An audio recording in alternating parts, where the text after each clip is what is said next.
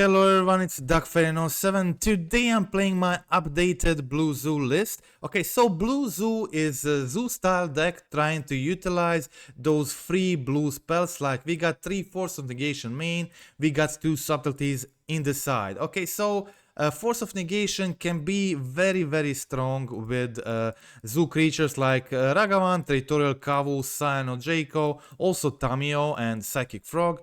It's pretty good if you can protect these creatures for 0 mana in your opponent turn, enable you to play on the curve, continue with the pressure, continue attacking opponent. Okay, we also got counterspell, so mana base is adjusted a bit to be able to let you play counterspell plus another spell on the same turn, and mana base is pretty good. What I've been considering a lot is adding Hallow Fountain to the mana base.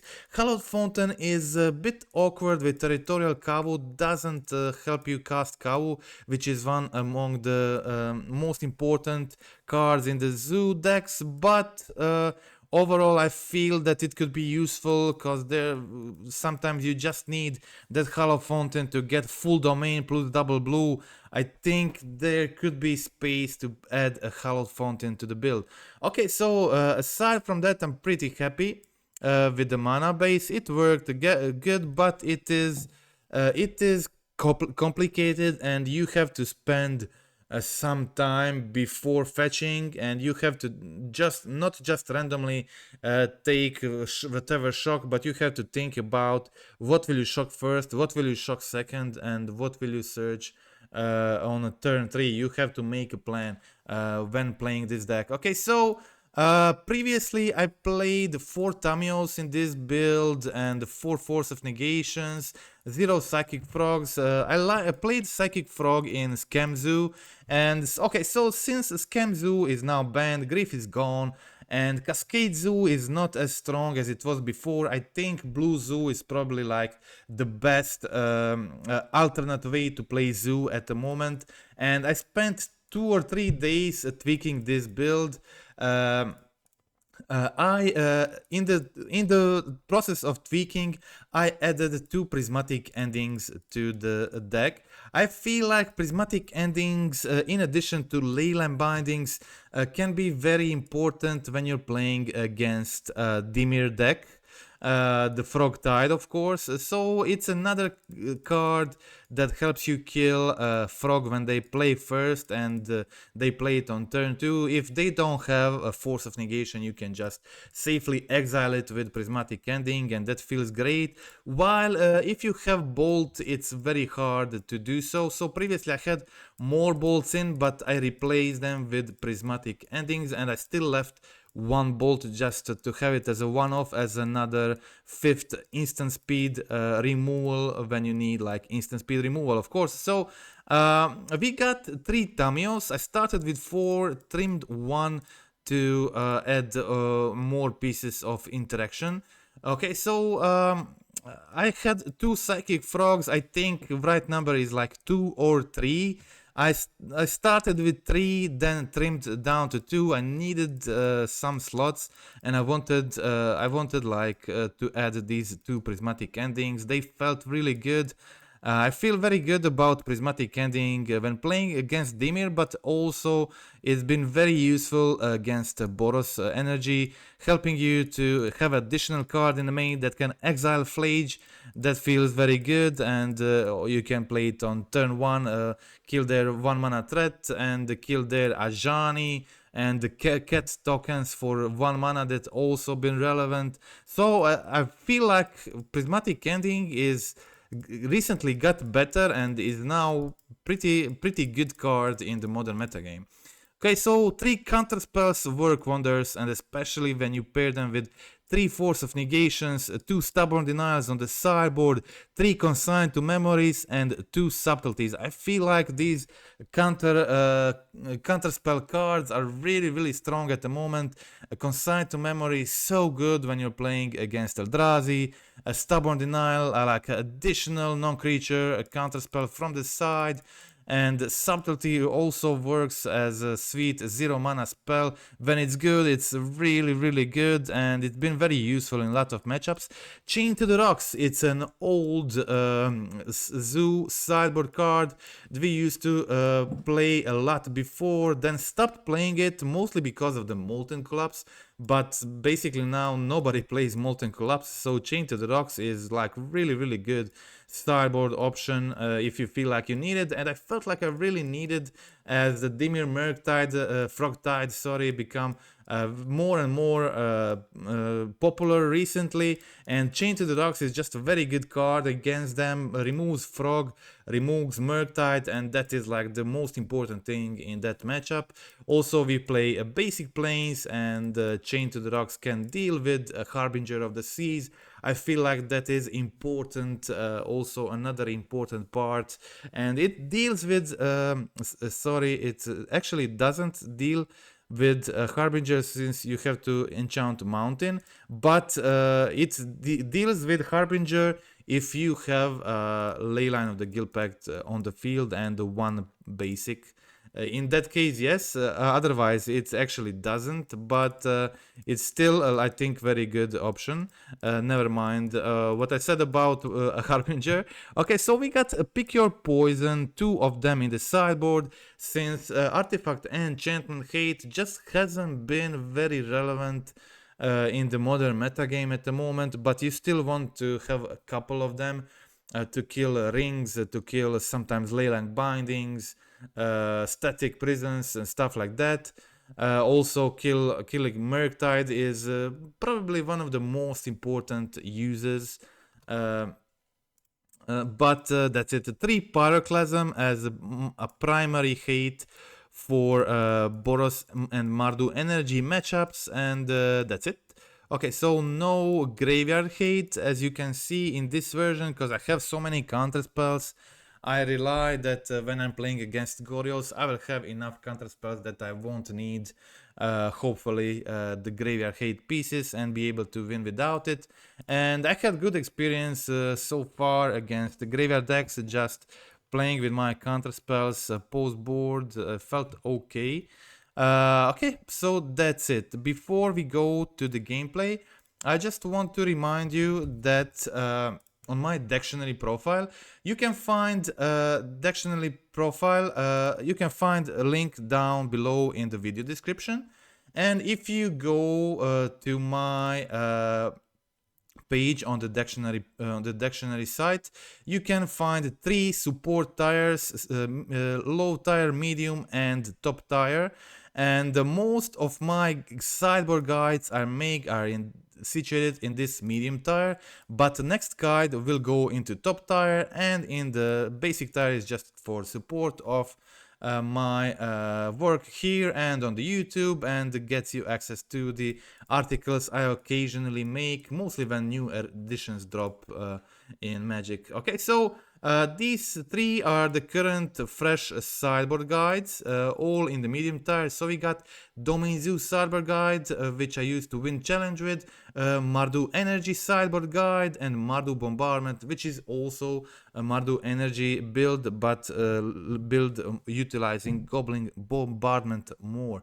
Okay, so that's it. Also, there are 2 old sideboard guides and the Blue Zoo sideboard guide. Old Blue Zoo sideboard guide, which I plan to update soon after this video, hopefully in the next week or 2. And that is my next plan for the dictionary, and that's it. Then we will have 4 sideboard guides, all in the part of a same subscription. Okay, that's it. Now we can go check out the gameplay. Okay, so let's start with match 1. I did very good with this deck, and I had 2 4-1 leagues, and other 4-1 league, not this one, but other 4-1 league I played, I had just very strong showing from the deck, and lost the trophy on my own mistake when I played, I think, against Samwise Amalia combo. I had like everything in hand, and I thought like there's no chance they could have a combo in their hand, and they kind of just had everything on turn 3 to combo kill me. And I died with a bunch of removal in my hand for no good reason. Okay, so here it is. This is why I like this Tamiyo in Zoo. It's so easy to flip it on turn 3 and you don't have to invest much.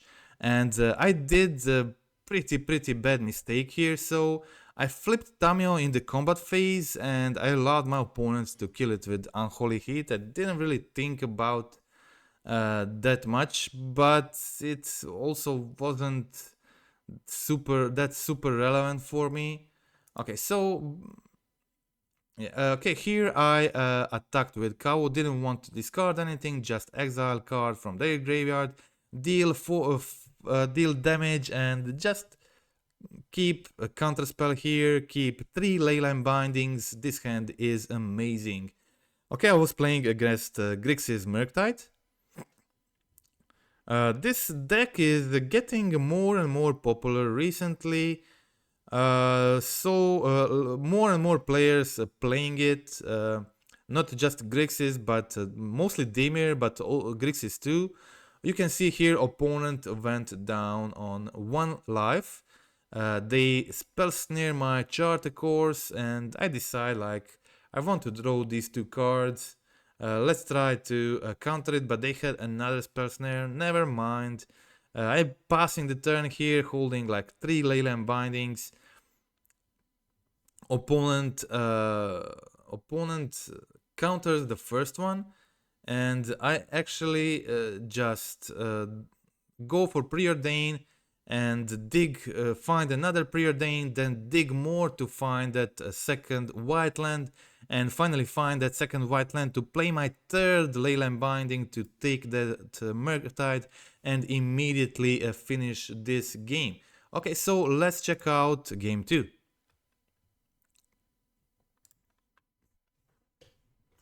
Okay, so in the game 2, you can see here I started with 2 Leylines of the Guild Pact.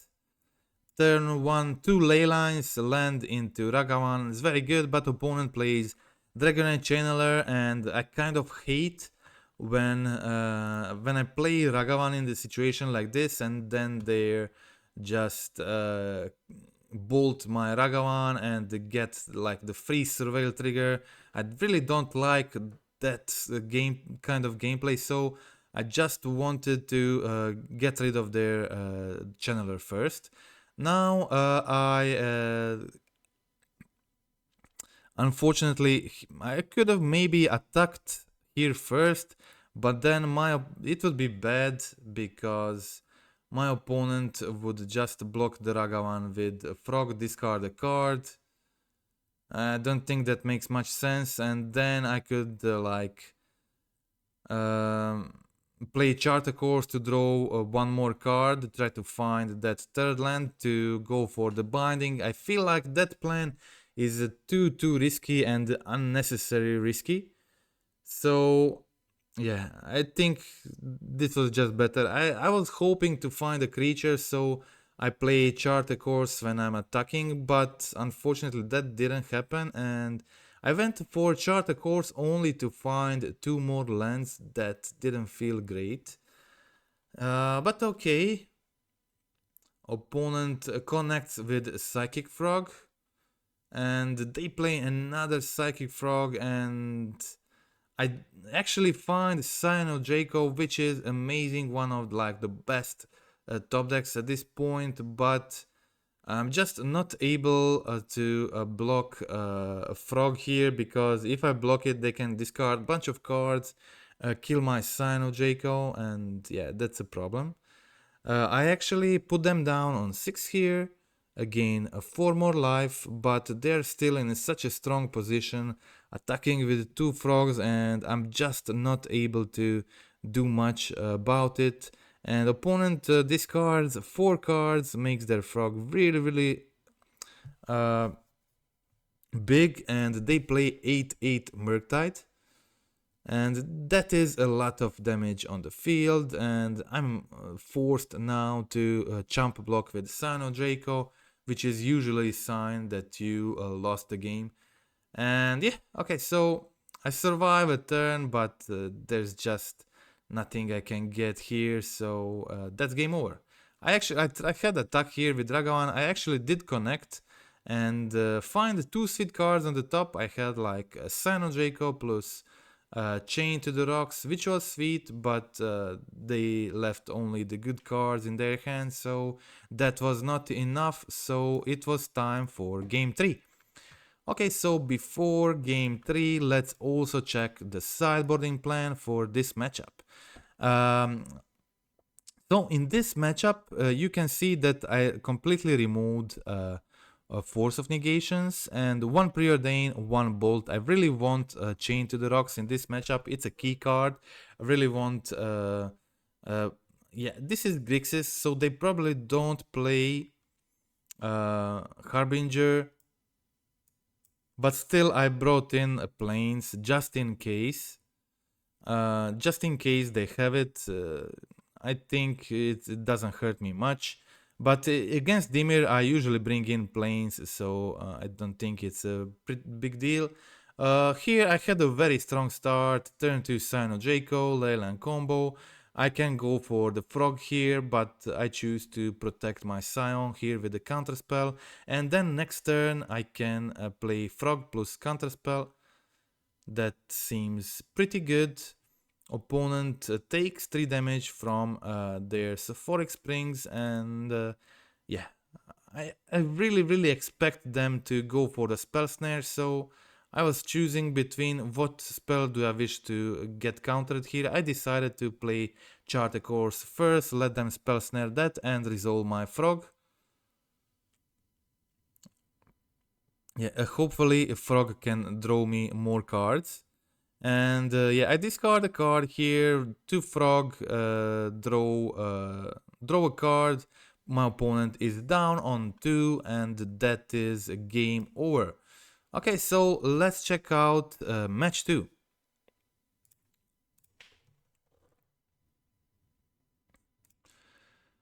This league was also pretty strong showing from the deck.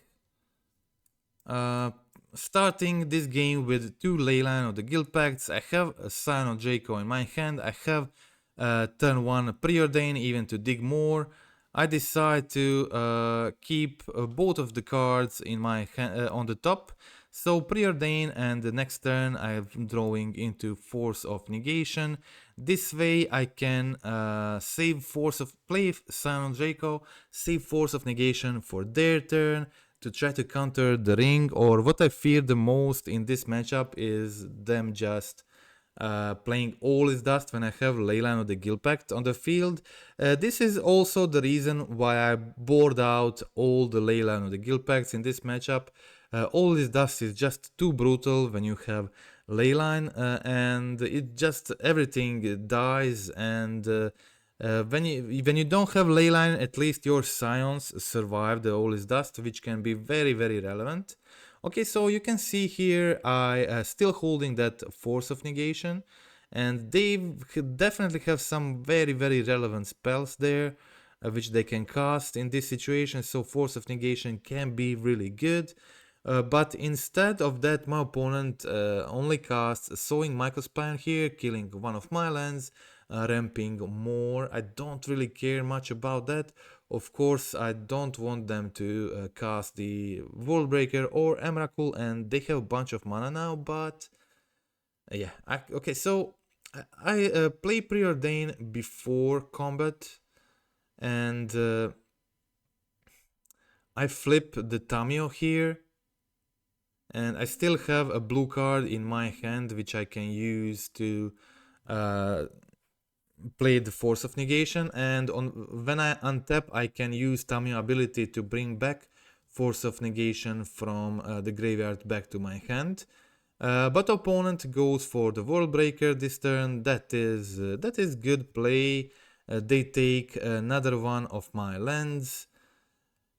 And yeah, they have a good strong blocker there, but I go for the Preordain. Preordain was a cool draw for a turn, and the Preordain helps me find Leyline Binding to finish things immediately this turn, so that was easy win. let's go check out the game 2 and the sideboarding plan for this matchup. Okay, so the Eldrazi Ramp and Eldrazi Breach are very similar decks, winning. The one is winning on 30 mana Emrakul, and the second one is winning by casting through the Breach. But still, Stubborn, Denial, and the Force of Negation are very relevant cards in that matchup. As you can see here, I brought that in, and I also have 3 consigns to memory in the sideboard, and they feel super good. As you can see here, turn 1, I Force of Negation their Utopia Sprawl to it's like bolting the bird. That's like a play you use. It's similar to bolt the bird, and I have Ragavan on the field resolving, which feels very good. And now I also play Tamiyo. So I would say pretty strong sideboard plan for this matchup. And I've been pretty happy with it. Tamiyo wins a lot of games actually against them, just cracking the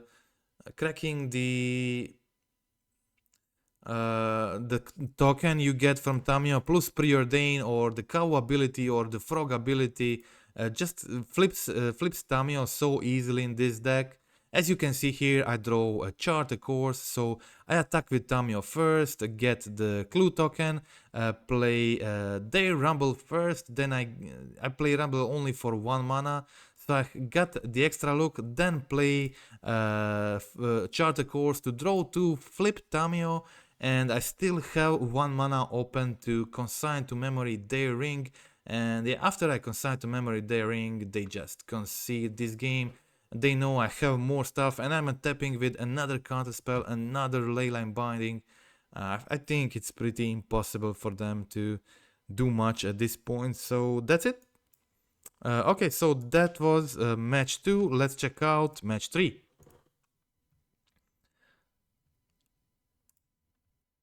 Okay, so match 3.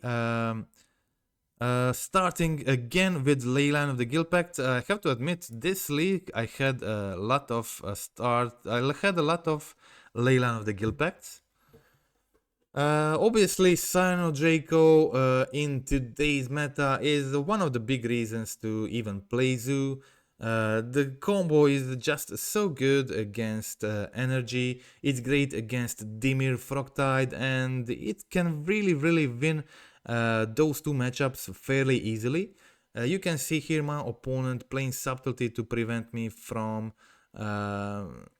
resolving Scion, but I put that on top, and I put Tamiyo on the field, and I go for the Scion of Draco before combat. Opponent has counterspell for that, but that is fine, because I'm attacking with Ragavan, I'm attacking with Tamiyo, creating clue tokens, creating treasure tokens, getting a lot of value. And yeah, here opponent is on 3 and they're stuck on 3 lands, and they already used a lot of their cards, and you can see here I'm just cracking clue tokens, flipping Tamiyo into powerful Planeswalker that can often just win this matchup. I'm still holding binding for their turn in case they try to go for the ring. I can take it before they draw a card. Okay, so again I go try to connect with Ragavan. I still have Layla on the binding. I have 2 preordains here digging for Scion of Draco or other creatures. And I decide to return Force of Negation with Tamiyo ability and not go up. I feel like just going for having Force in hand was just very good at this point. Really wanted that ability to just hold the Force of Negation entire time. Okay, so I go for another fetch, and now I can also plus the Tamiyo. But I already used its minus ability, so even if my opponent kills it, Tamiyo already did a decent job. I definitely don't want to use their Flage because it will go into their graveyard, which would be terrible. Again, I go for the Scion of Draco, and again they have Subtlety, and it's okay, my Scion goes on top, I'm perfectly fine with that. I don't want to cast Kavu now, because I want to hold mana for the Force of Negation plus Leyline Binding. And yeah, as you can see here, opponent decides to kill the Tamiyo. I exile it with binding in response. And now I have Scion on top. I know they can't counter it this time. So my position here is like really strong. And I decide to resolve the Territorial Kavu. Opponent actually has a pretty decent play here. They go Wrath of the Skies and plus the counterspell backup, so they are able to kill both Kavu and Ragavan. But one thing about Scion that makes it even better right now is it's so good against Wrath of the Skies, one of the rare creatures out there that doesn't die to Wrath of the Skies, and it's really strong against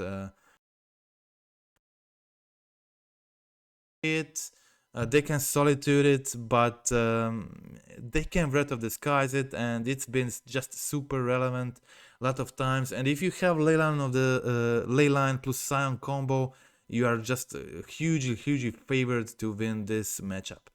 Okay, so that was game 1. Let's check out game 2.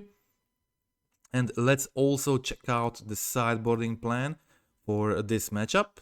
So you can see that I brought in 2 stubborn denials, and that was basically it. To make room for it, I only trimmed 1. I usually trim all bolts against them, but I only have 1 in the deck now, so I trimmed 1 bolt and 1 preordained to fit in the stubborn denials. And I don't have graveyard hate, and I think I don't really need it that much, so that was basically my only switch in this matchup. Only 2 denials in. Of course, that can be a problem if they result Teferi, but I have bindings, I have ending and stuff like that, so hoping that should be fine.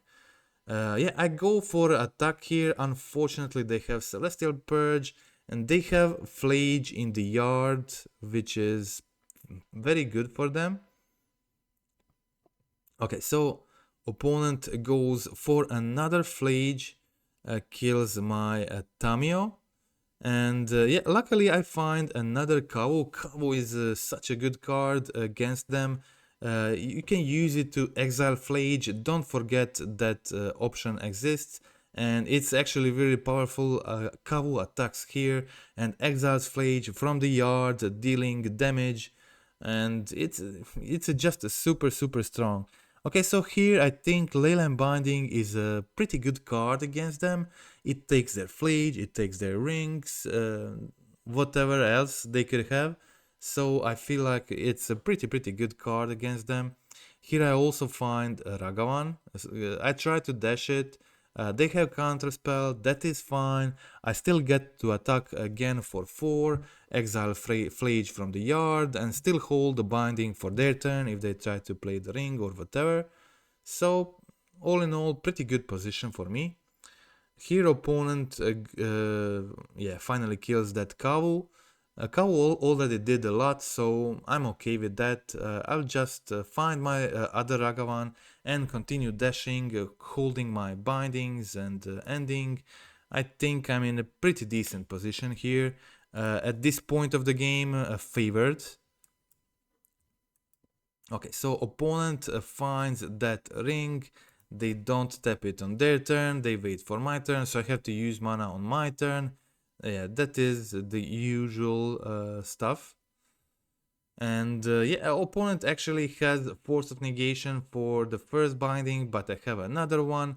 And I also cast Ragavan and pass the turn.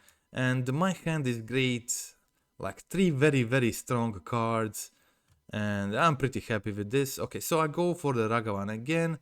Connect with Ragavan, play the Kavu. I have lethal on board for next turn. Opponent is on 0 cards in the hand and they draw for a turn and concede. That is the match. Okay, so let's check out the last win from this league. And then we'll go for watch the defeat in the end, as always. Okay, so here I start with Leyline of the Guild Pact, and this time I don't have Scion of Draco. I also don't have any creatures at all. But yeah, definitely depends on the matchup. But lately, there's been a lot of matchups where Force of Negation is pretty good, especially those ring decks. So I decided to keep a land with the Leyline of the Guild Pact and the fetch, so I can try to find something useful. And I find Tamiyo on top, hold Tamiyo on top, play it this turn, hold Force of Negation for their turn. And actually, yeah, Force of Negation was pretty cool here, as I was able to just Force of Negation the Blood Moon. That was like very, very relevant. And I draw a card from Tamiyo, find Ragavan, play Ragavan. Okay, so that was pretty cool, and Tamiyo did a decent job here.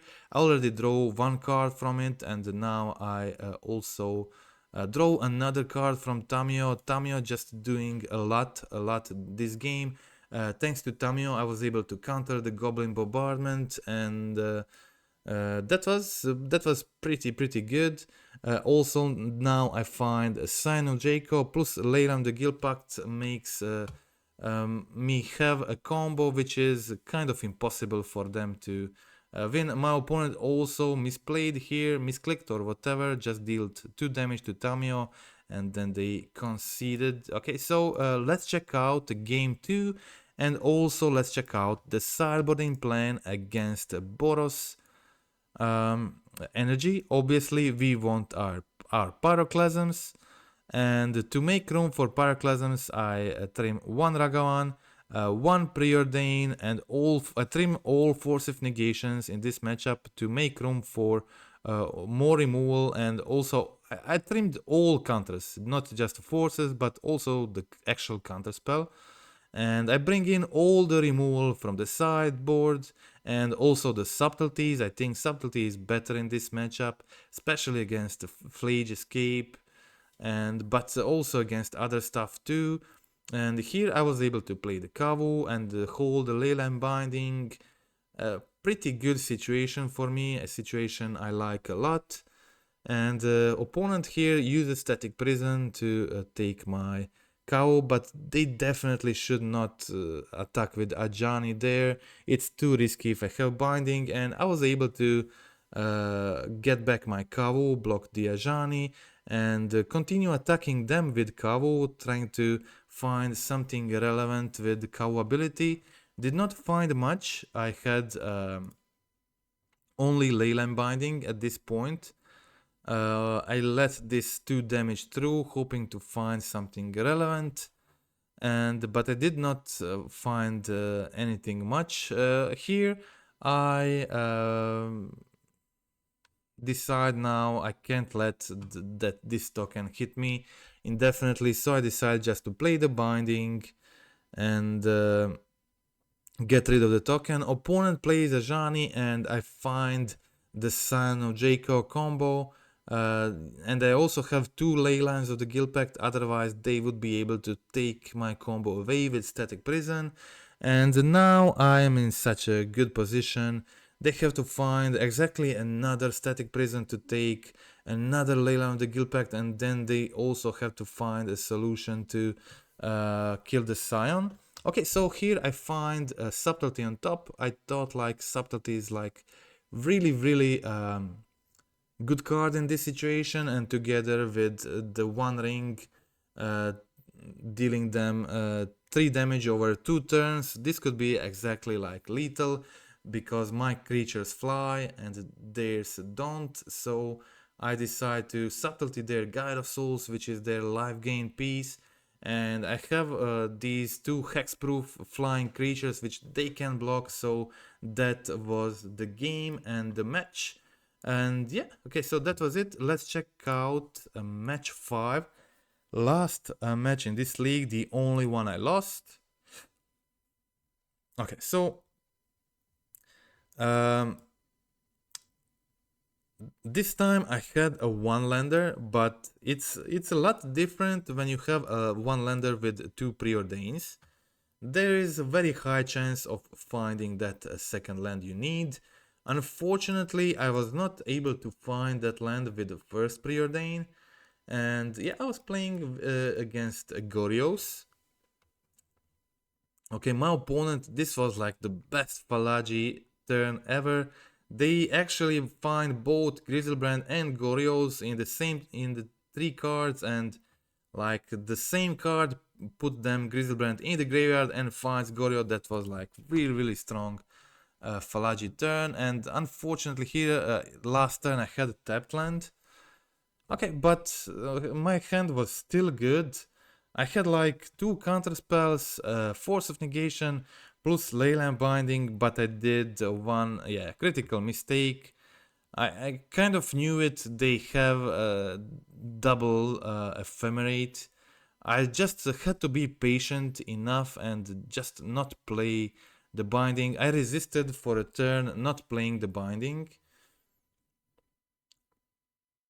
I resisted for a turn, but yeah, next turn I decided to go for it, and yeah, it was good situation for me. If they block Ragavan, I go through with Frog. If they block Frog, I go through with Ragavan. And this was the worst possible option for me. I did a huge mistake there, and enabled them to ephemerate the Falagi, and then I also like forgot they playing the Solitude, so I F6'd through my attacker's phase and I let them Solitude my Frog. So it just kind of went totally badly for me, but yeah. Here my opponent had Flare of Denial, so it actually ended up better me having 2 counterspells here. And yeah, so I actually ended up this trade in a favorable position. And I find Scion of Draco from the top, so now I have the Scion combo. They can't kill my creatures, and I have Ragavan just creating treasures, possibly stealing playable cards from the top of the library. And yeah, opponent just goes for the mending, digging more, trying to find another Gorios. They still did not have it. So we are kind of both in a top deck mode at this point, trying to find something relevant. And the fetch, I had decent luck in this game, but I did that mistake, and it was a pretty bad one. So that affected this game a lot. This could be easy win. Okay, here my opponent did not find anything with Falagi, and yeah, I was kind of AFKing for a couple of minutes. So when I returned, I thought it's my next turn, so I accidentally give it flying in a turn where it was not able to attack, but it didn't really matter. And unfortunately, I missed 1 damage here to find lethal in this turn. And opponent goes for the Faithful Mending, Thunder Trap Trainer, and did not find any relevance. So all these misplays, like there were like 4 or 5 misplays in this game, and they all went unpunished, and I was able to win game anyway. But yeah, let's check out game 2, and let's check out the sideboarding plan for this matchup. As I said in the beginning, I did not include any graveyard hate, because in theory, like 3 counterspells, 3 Force of Negations, 2 Stubborn Denials, plus some actual removal, like Leyline Binding should be enough. In theory to make me win this matchup. Okay, so this game was a mulligan to 5. Opponent used Flare of Denial to counter my Frog, and then played Flare of Denial of their own, and I was not able to find a removal on time. And yeah, Usually in this type of situations, opponent has a full graveyard. They start attacking with Psychic Frog. They have a hand full of good cards, and then play another frog on the empty board. And now I need double removal. Even if I play a Territorial Kavu, they have enough cards that they can just basically discard them all to the frog I block and kill my Kavu, make their frog really big.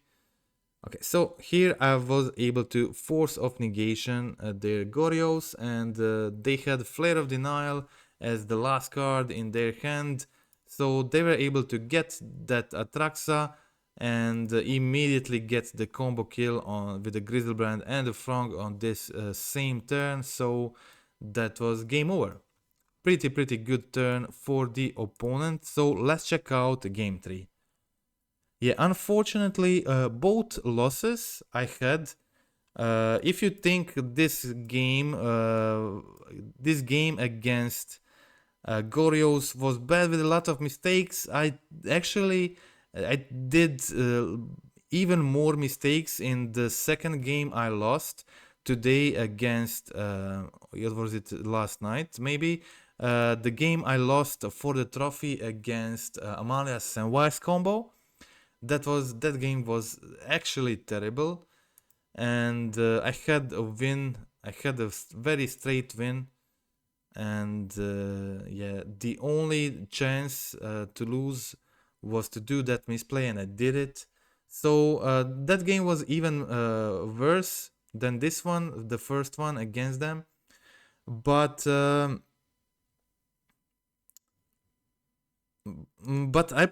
other games I played pretty good. Very happy with the gameplay of other games except this one against the Goryo's. Okay, here I still holded the Force of Negation in this game, and I had Leyline Binding on top. I decided to keep that, but this was terrible. This was terrible. Ephemerate Solitude to exile double Scion, and I didn't really expect that. And but yes, Solitude Ephemerate was always super strong, and there is just no much point in using Subtlety in this matchup. Now that they don't have Grief, only Solitude, and it doesn't feel like Subtlety doesn't feel relevant enough. But yeah, this means if they have Solitude and you don't have Counterspell, it could possibly really wreck you. So that's a bad news for this matchup, but I just can't see me using Subtlety there. Maybe, but I think I just rely on this Counterspell in the future, and I need Force of Negations more and Stubborn Denials to deal with Goryo's. Okay, so, but that's it. Hope you liked the video, hope you liked the gameplay. I had 8-2 run in the last 16 hours, and the deck felt great. Both matches I lost, I had a suboptimal gameplay. I didn't play a deck for a long time, and I didn't. Definitely every deck needs practice, and if you don't play it for a few months, you may definitely lose some touch with it, make some bad decisions, and that's exactly what happened. I had a clear win for the trophy against Samwise combo, and I had 3 Pyroclasms. Post board, I had 2 of them in my hand, and somehow I decided not to cast the Pyroclasm and kill their entire board, but to do some other stupid play and then lose on their turn 3 when they had everything to combo off. Yeah. Okay, so that was definitely a misplay here, and definitely game I lost here was not played perfectly with a lot of misplays. But overall, I'm very happy with with the performance of the deck, and I played a bunch of it in the last 3 days, played exclusively this deck, and in the meantime I tweaked some slots in the build. I feel like Prismatic Ending is a must at the moment for this build, at least these two off, and the Chain to the Rocks on the sideboard. Bolt wasn't really that relevant. I had a lot of bolts in the past. I only kept this one as additional removal. Psychic Frog, Tamiyo were good, and I settled for a 3-2 split between them. This is definitely you can play 4 Tamiyo or third frog. I played third frog in the middle of testing, and the frog was cool in some matchups where I was able to give it lifelink with Scion of Draco. That was pretty cool, like turn 2 frog, turn 3 Scion of Draco, discard a bunch of cards, give it lifelink and hexproof. And against some decks, that was just unbeatable. Like hexproof, lifelink, frog, and I was playing against Prowess and Burn, and they basically just scooped that. So that felt very good, and at that point I had the 3 frogs there, so I was pretty happy with that. But I didn't. I needed some slots. I wanted more removal, specifically these 2 endings. So I had to find more room for these 2 endings, and I trimmed the third frog. But if I would add the third frog, I think I would probably first cut this bolt. This bolt is, or fourth preordain maybe. Charter Course was really good. Every time I draw it, I'm always kind of happy to see this card. We are attacking all the time in this deck. All these zoo style creatures love to attack, and even if you discard one card, it's also decent card to have, and you're just never sad to see this card. It's always useful, and there are a lot of mid-range matchups, and you won't be sorry for including that. And sometimes you just attack with Tamiyo on turn 2, get that clue, and play Charter Course, flip Tamiyo immediately, and that will win you bunch of games, really bunch of games. Okay, so that is it. Thank you for watching so far. Friendly reminder to click like, click subscribe, comment down in the video. Tell me how do you feel about these inclusions. Psychic Frog, Tamiyo as a 3 off, Psychic Frog as a 2 off. I definitely can see third frog in this deck, but at the moment I prefer 2. Kind of feel like that 2 or 3 is a perfect number for this build. I can see definitely playing like 3 frogs, but I wanted extra removal. So there are definitely options like, but Preordain was also such a good card in this deck, helping you find Scion of Draco in so many situations where I needed exactly that. So I'm very happy with that, and all the slots are actually pretty good. There are no weak slots in this build. There is just no weak cards here, no weak cards. All cards are like really good, and there is just no single bad card here. Okay, so for the future, I would consider adding Hallow Fountain to the list. Even though it doesn't help you cast the Territorial Kavu, I think it could be a good fit for the mana base. Second is possibility of adding third frog. My first choice to remove is this bolt, but I also want that one extra removal. I can see playing 4 Tamiyo. I was impressed with Tamiyo. I think it's underrated card at the moment. Tamiyo was pretty good here, but I think 3 is also fine. I feel like still Ragavan is slightly better in a 1-drop slot in this deck. But yeah, Tamiyo had its moments and won me a lot of games, and it did a good value in a lot of games when it didn't just single-handedly won me the entire match. Okay, so also happy with the sideboard. It's important you have a lot of blue pieces in this type of lists, and Subtlety from the side has been very good, very relevant, but at the moment I prefer having Force of Negation as my free blue spells in the main. Stubborn Denials have been good from the sideboard. I think in this blue zoo build I still prefer both Force and Counterspell for the main.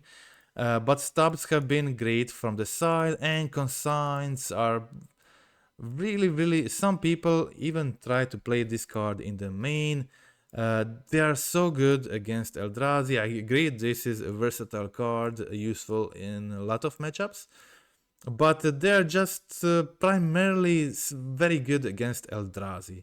And I really like it from the sideboard, so I'll continue playing it on the sideboard in my decks.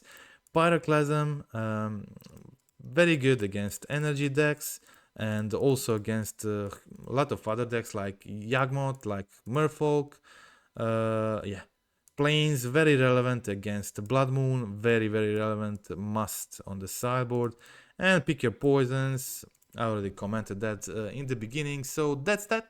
That's all for today. Again, thank you for watching and goodbye.